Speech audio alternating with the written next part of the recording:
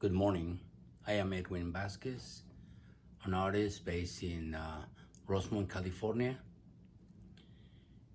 I started doing a project about the Joshua trees at the beginning of the year. There's a lot of concern about the Joshua Tree National Park, but that has nothing to do with our community here in the Antelope Valley. From Pearl Blossom to California City, the increase of solar farms in housing has decreased the habitat of the Joshua tree. Unfortunately, a lot of the areas where the Joshua tree is located is prime real estate, so the developers have no choice but to use those pieces of land that should be protected. So that led me to start working in the project about the Joshua Tree, which I called the Joshua Tree Chronicles. It has been well accepted in our community, I can say, because the response of the encouragement by members of the community, by artists, has been very well. Very well, and I'm very glad I chose the Joshua Tree as a subject. For this project, I decided to work in multimedia. What it means is that I have a camera where I go almost on a daily basis to document Joshua Tree areas. Sometimes I go to the same place often because there are a lot of trees that are not only at risk, but they are beautiful and need to be documented for the future generations. And that led me to start writing poetry on site and writing short stories. It was a different way to approach the subject, which is the Joshua Tree. I started with a very minimal budget, and because of the importance of these Joshua Tree Chronicles, I was awarded a grant that allowed me to start thinking about expanding into how can I project this plant into a different way, so the future generations, so the young generations now can see the Joshua Tree in a different way and start looking at it and try to respect it as much as we grown-ups do. So now the project started with photography, as you said, and now I have videos. I created images in a digital form, and with the new technology of artificial intelligence, I have combined my photography with the artificial intelligence to create outstanding images of the Joshua Tree that I haven't seen before, and I'm very sure a lot of people haven't seen. And I spent a lot of time crafting the prompts so I could use the colors of my palette and make those videos accessible to everyone, and they can see it on my YouTube channel, Edwin Vasquez 100. As I said before, working with multimedia allows me to combine different elements from photography, of writing, into video, into digital form, into using the artificial intelligence, and get results that are very pleasing to see. And using YouTube as a platform to show my work allows me to use the free music that they have, free of royalties. And they have a variety of music that I can use on the videos, and somehow the people respond to the video with the music in a very positive form, and that is important to spread the message. Challenges I encounter were my limitations in the equipment that I have. I only have an iPhone and a Canon camera to document my work. Here in the desert, there are 2 days where it's super hot, extremely hot, and so I avoid going during those times. So as far as challenges, I haven't encountered any serious. People see what I'm working on, and some people recognize who I am, and they just they let me do my work. They think that is important. So it is I'm lucky to live in a community where making art is acceptable still, and especially when it's related to our ecosystem in our Joshua Tree. One of the things that I often encounter when I go hiking by the Joshua Trees forest and Joshua Tree areas is that how much trash there is in those areas. People use that area to dump their furniture, the trash and rubbish, without caring about the ecosystem. And when the Joshua Tree spread the seeds, they fall into the trash, and therefore it limits their ability to grow new ones. And considering that the Joshua Tree grow, I think it's 2-3 inches a year, it'll take years to see a mature tree. So as an artist and as a citizen, every time I see this trash, I try to document it the best possible way. I do write the coordinates and try to let the city or the people in charge of cleaning the debris so they can come over and clean it. Unfortunately, there are some places where the land is private, and there are unincorporated areas, and so the people responsible are the owners, but a lot of the people who own the land don't live in a community, and so it's the trash remains there for a very, very long time. Since I remember, my work has always been influenced by the ecosystem, by the politics, and you could say that when I was younger, my work was very political. I realized that is more than making art with a theme, and so giving voice to the Joshua Tree in a way that I'm doing it, I think it is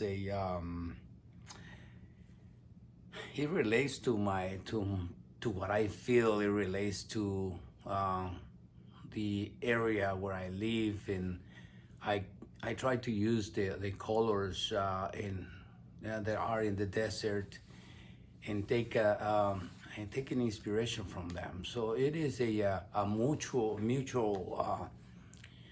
collaboration, because without the Joshua Tree, I wouldn't be able to go out and get inspired and create the kind of work I'm making.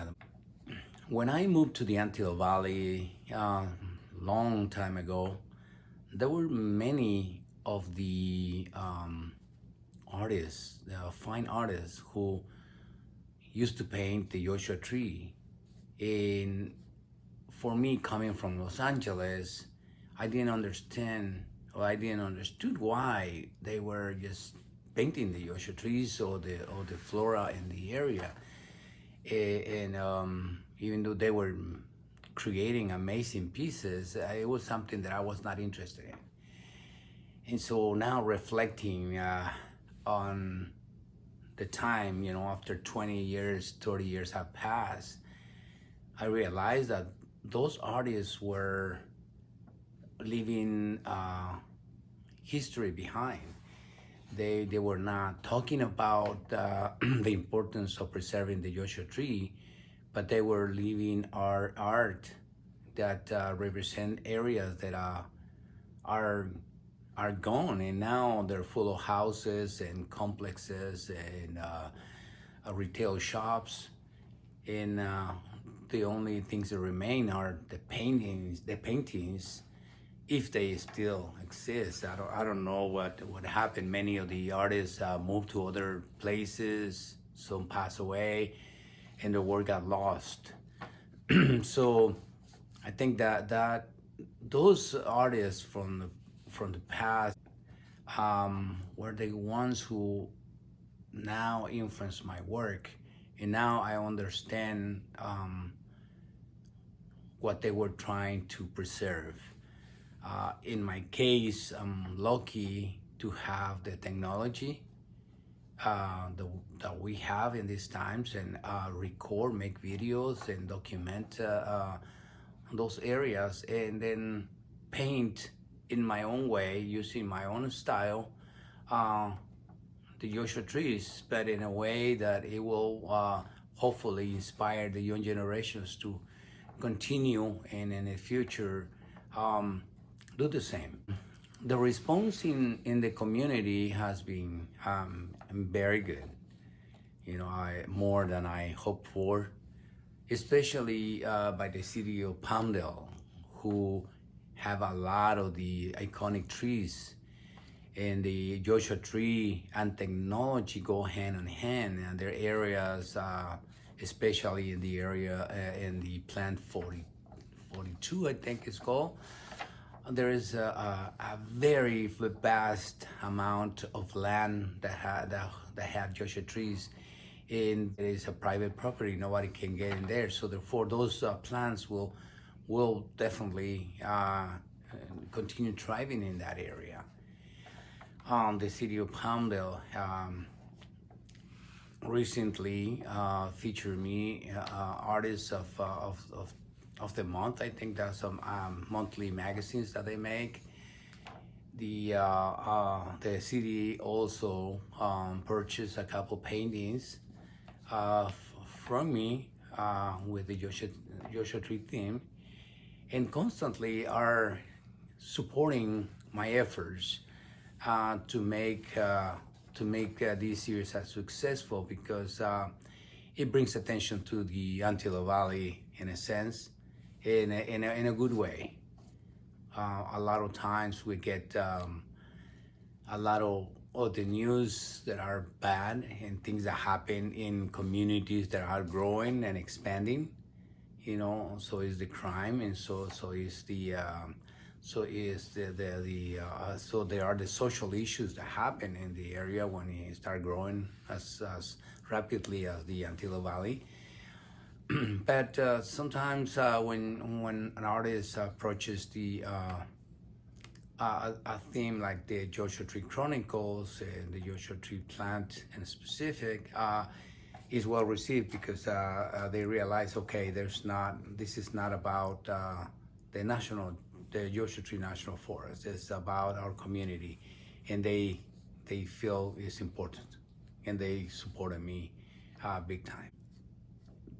The project, when I started, as I said, it was going to be very small project.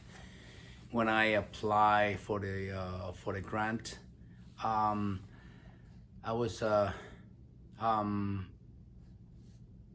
lucky that they were open to give an opportunity to an artist from the Antilo Valley, because a lot of the grants are given to the communities surrounded in Los Angeles, because that's where a lot of the artist community lives and work. And so here in the Antilo Valley, which is part of the LA County, doesn't have that many opportunities. But this year, there were several artists were received grants, received prizes, received a lot of support from Los Angeles and from other states, and that is very positive for not only for me but for a lot of the artists who are creating, who are making their um, their art, and they are based in the Antelope Valley, from Rosemont, California City, Lancaster, Palmdale, Pearl Blossom, Little Rock.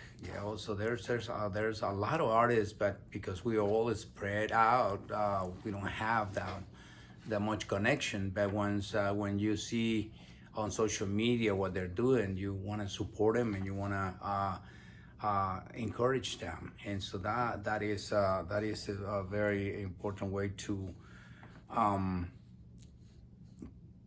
let the Los Angeles area and to let the world know that we are creating, and that impact perhaps we're not going to see it right away, but the future artists that are coming behind us will definitely will get the rewards for all the work that we are, all the plants that all the seeds that we're planting for future generations. I use a lot of recycled materials. One of the pieces that I made recently was in a door that I found in Culver City. It was just leaning against a tree, and I figured, oh, that would be a good way to make an art piece. And so I brought it home. I cleaned it up and start carving the silhouette of the Joshua tree on the wood, and then I painted it, and I used some of the recycled paper I had, and I painted with a glow in the dark paint. So and I start using some type of letters in the background that had nothing to do with our area, but it gave the painting a different look. In this painting, if you use a black light, it will kind of comes alive, and that's the things that I'm trying to work. I made another painting, a circle, a wood circle that was gifted to me by a fellow artist.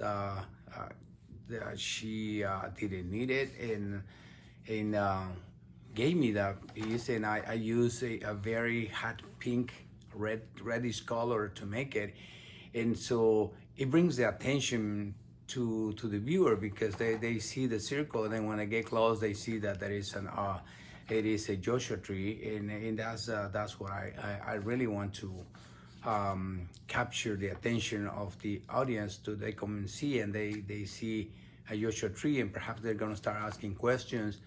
Oh, a Joshua tree, and I never seen it this way. We see the artist, the Joshua tree in a very a kind of photo-like way of representing the Joshua tree. But my work is I'm trying to simplify it, to make it more approachable. So if somebody wants to do it and they don't have the technique, or they don't have the time to spend making a tree in a like a photorealism, then they can do something like that, and that perhaps would be the best way to describe the work I'm doing. It's approachable, and people can do it and make it. This series of the Joshua Tree Chronicles taught me a lot. I learned a great deal about the Joshua Tree, the ecosystem, the environment, and how wonderful this tree is, by providing shelter and food in beauty in the desert where we live. We moved to this area for that reason specific, to be in an area where we can have no light pollution during the night, and we can go go hike in nearby and have a good life. And I think the working on this series made me more humble, and it has been a great experience. So on my next art series, I will approach it a little more different with more respect, if I may, and we'll try to collaborate with other fellow artists to make something that is important, especially in my community, which is the Hispanic community, the Latino community, because we need to represent. We need to let the world know that we're here for a reason, and then that we matter, and that the work that we create is important, and it has been an amazing experience, not only as a human being but as an artist. This question I always ask to the artists when I interview them. What advice would you give to the future generations? And for me, would be find something that you're passionate about, and just keep working on it, and don't let people discourage you from pursuing what you want.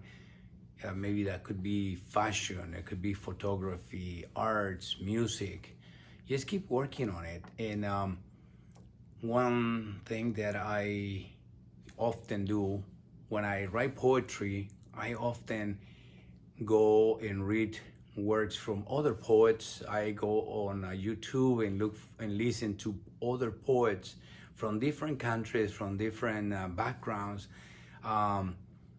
read their poetry, and they are telling me what is happening in their lives. Those little pieces of their lives through poetry is very important for me as a writer, and so that is important. When I wanna do photography, I just go see what is the approach of the photographers in their fields. What are they doing? How they simplify their shots. And sometimes I'm surprised that a lot of the photographers with expensive cameras are making some of the best work using the cell phone now. So those are the things that that I would recommend to the future generations. Look what you look up the artists making what you like, and follow them, and ask questions. Many of the artists are, when they receive a question, they do answer, and they give you and they'll surprise you. And so yes, don't get discouraged. Continue working, continue making art. You are an art maker, so therefore you do not need a piece of paper that said that you're an artist. You can be an artist if you want to be an artist. Yes, you can write music, you can write poetry, you can write short stories, and you don't need permission from nobody. And do your thing. Just create, as long as you respect the subject and respect the communities that where are you creating art. People will respect you back, and they will give you a lot of support, because there's a lot of support out there. All you have to do is ask for it, and just be yourself. And the most important thing is, don't take it too serious. Enjoy it, have fun, and make as many mistakes as you can, because sometimes when you make mistakes, those mistakes will lead you to new adventures, to finding new solutions for the mistakes you made. And who knows, that will lead you to a better project than you thought you could do. So just have fun and be creative. Thank you.